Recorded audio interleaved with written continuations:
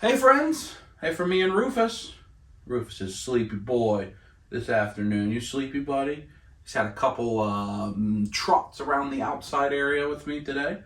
He's been a good boy. You're a good companion, aren't you? Welcome to another Monday morning, another Monday Motivation, part 3 of our series of Is Collecting Good? Is Collecting Good? We did a 10-part series on Is Collecting Bad. If you haven't watched it, please go back and watch that. That started, we started at the beginning of the year, kind of as our New Year's resolution. Now we're looking at Is Collecting Good? We're taking the same 10 topics, and we're looking at the other side of the coin. Last week, we talked about collecting as a stress release, and how instead of letting your collection be a stressor, you can let it be a place where you alleviate stress. And the focus was really, spend time with the things you already have. Don't focus so much on the things that you don't yet have. That's a big key. And this week, we're going to talk about, when we talked about Is Collecting Bad, we talked about completionism and the checklist and how did we get to this place, the gotta catch them all from Pokemon. How did we get to this place where I feel like I need every version of every NECA Ninja Turtles that they make, no matter whether I know it or not, whether I've ever heard of it or not. Like, do I want Casey Jones, the Phantom Opera? Yes, I do. Did I ever know I wanted that? No. If you had asked me the question 2 years ago, do you want a figure of Casey Jones' Phantom Opera? I would say no. But when it comes out, everybody's going to be rushing to buy it because the NECA Turtles line has become a big line of being a completist. And that is hard. It's hard for me. And I know for a lot of people, you say, oh, just don't be a completist. That's not the way the brain works. That's not the way psychology works. We can't always control the way our impulses are, right? We just can't always do that. So it's important to know that just because a thing is true doesn't mean you can easily make it untrue. Just because I know that I want to have them all doesn't mean I can just flip a switch that says you don't have to have them all. I can't do that. It's really hard for me. And we'll talk about next week a little bit of the brainwashed aspect, which we talked about with Collecting Bad, where we brainwashed into thinking that we needed to have all these different things. And it's marketing and it's all that stuff that comes against you, which will be in the coming weeks. But for the Is Collecting Good side, there is another element of it. And that is the rush, that is the thrill of the hunt. And that's what we're going to focus on this Monday, is the thrill of the hunt with Is Collecting Good. So a lot of things depend on how you collect. How you collect. What type of collector are you? Are you a retro collector? Are you a modern collector? Are you a 1/18 scale, a 1/12 scale, a 1/6 scale, a 1/4 scale, a statue collector versus a figure collector versus a autograph collector? What are you? All of us are different. We kind of collect all of it, really. In this room, we've got 7 premium quarter scale statues. We've got 6 scale figures all over.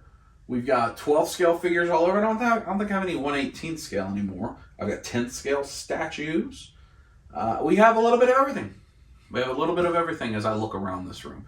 I see wrestling. I see Santa Claus. I see DC. I see Marvel. I see 80s. I see 90s. I see 2010s TV shows. A little bit of everything. Or a little bit of everything.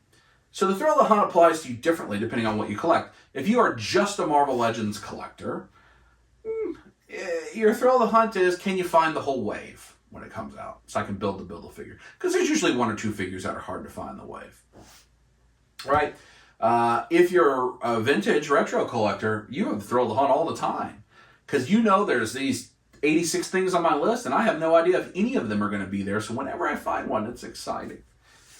If you are a premium statue collector, maybe there isn't as much thrill of the hunt.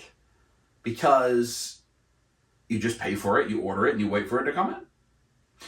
But for me, because this is an introspective series, again, based on my own personal experiences, the thrill of the hunt is a real thing. It's a real thing. There are endorphins that release. There are positive feelings that come out of your brain when you find something you're looking for. Now, it doesn't have to be an action figure in the action figure aisle. When you lost your keys and then you find them, remember how good it makes you feel? Or whatever random thing that you can't find. And then when you find it and you feel so good, that's a normal feeling, right? It's a normal feeling for all of us that we feel a certain way when we find a thing we're looking for. It's a victory. It's a great victory. I think I even refer to it as that. It's the greatest of victories when we find the thing we were looking for. For me, very recently, in action figures, the Haulathon did that. I think I went to 1 or 2 Targets before I found the Haulathon, and then I found it in that dedicated video where I was only going to be able to go to 1 Target, and I found all of it at the time that was being put out. Now, I haven't found the Dreadmon yet, even though I've been to a few Targets since then, but I found 13 Ninja Turtle items all at once. And that was an expensive day, and that's a different conversation than this. But it was so hard to resist that feeling once you found it, and you're, yes, I'm going to get it, I'm going to find it, yeah, I'm going to buy it. I found what I was looking for, and it felt really good. That's not a bad thing. That's not a bad thing. That's a good thing. Like we talked about last week, we do our hobby, we do what we do outside of work to help release the stress that builds up from work. We use our money from work to fund the thing we do outside of work. So those endorphins are real. So while being a completist like me does have some challenges, man, it feels good when you complete it, what you're looking for. I will be so happy to find the Dreadmon, so I'll be back to up to date again with that. Not because I'm so happy about Dreadmon. Now, that's a psychological issue on my side. But it is still real. It's still the thrill of the hunt gives us great joy. My apologies, had some work come up I had to go quickly deal with. And so let's get back into it. So how do we make sure that thrill of the hunt, if that's a thing you need, right? We don't all need it, but if it's a thing that you need, how do we make sure it doesn't become stressful? What are some techniques, some ways that we can let it be a positive so we can not let it be stressful, so we can let it be a good part of our hobby rather than a bad part? So we should focus on harder to find things. You think about Century the Mad Collector. He likes to hunt. He enjoys hunting, and he doesn't necessarily look for things that he's going to buy. He just likes to see it and show it off. But he also goes to the vintage stores, the Castle or whatever, and he hunts for really obscure, like bootlegs or really good condition boxes to go with play sets and things like that. He's a big play set hunter. There's not a lot of those out there. So the thrill of the hunt for him is very true when he finds something. It's amazing to find something like that. So if you're a hunter that hunts modern things, maybe you can hunt for chases. Maybe you can hunt for, like in Funko Pop or in AEW world, they have chases that are one out of however many. And those are hard to find. I don't love those. I think they're not great for the hobby. I don't know if I've talked about that or not. But if you are a hunter, that's a rare thing to find. It is a big deal if you find it. But you could flip it, trade it, get something for it. Maybe that's a good way to hunt, right? If you want to find the harder to find things. But I'd also say, if you're a hunter, think about variants. So with the G.I. Joe line, there was the running change and different markings and paint was slightly different. Those are fun things to hunt for. But I think mostly, if you want to be a thrill of the hunt person, you should hunt retro. Retro is what you should collect. Because then you're truly looking for, in some cases, needle in a haystack. Modern stuff isn't rare at all. Even the rarest things are not rare at all. When you think about some of the rare AEW figures are 1 out of 1,000, 1 out of 5,000. There's Funko chases that say 1 out of 10,000 or 20,000. That's not rare. It's just not rare. There's a lot of them being made.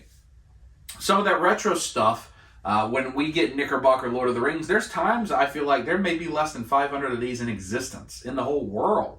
And they're not actively being made. So I would encourage you, if you need the thrill of the hunt, have something in the retro world that you're hunting for. You may be a modern collector, but something. Do you want the all 10 original 10-back Ninja Turtles? Do you want just He-Man and Skeletor vintage? Do you want Superpowers, old school Superpowers DC figures, but I just want the Justice League? Something that can be its own contained complete collection. If you're a completist, they're not making any more of those Knickerbocker Lord of the Rings figures. And so what did we do? Well, we got them all loose. Now we want to have them all on card. We don't have either Horse or Gandalf on card. Those are things we're hunting for. But you also have to hunt them and find them at a price you're willing to pay, which is, they're a lot. They're expensive. So that's my tip to help from keeping that be stressful to be less stressful. But also, if you're a completist like me, find these little small collections that are hard to find, and you get that thrill of the hunt. You get that release when you find it, and you can also complete it. I don't know that you really can ever complete Marvel Legends. There are so many Marvel Legends for so long, and just when you think you're current, you like, oh, this Build-A-Figure wave is getting released with different figures in Europe.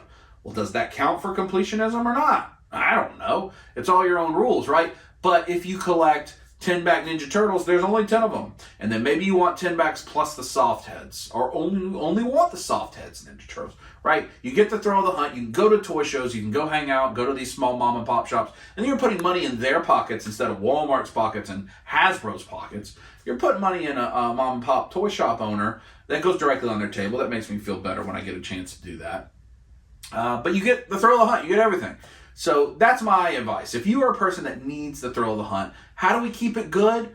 Let's chase that thrill of the hunt, but not because it's the next 8 Marvel Legends, and 2 weeks later it's the next 8 Marvel Legends, and the next week it's the next 8 Black Series. That's just consumerism. And I'm being a completist, and I'm buying stuff like I'm doing with NECA Ninja Turtles.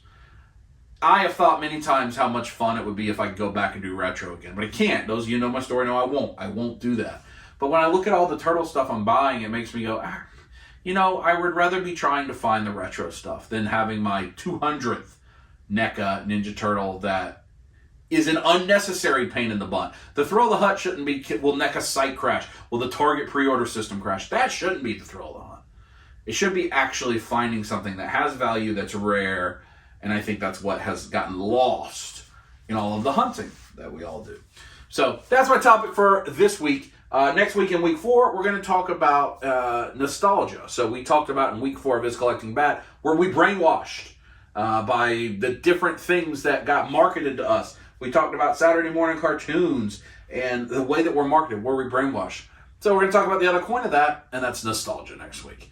That'll be next Monday, and I appreciate you watching the series. We should be coming home from the beach real soon, and things will get back in order, and timelines will get fixed, and the snap will be reversed. But we will talk about nostalgia next week.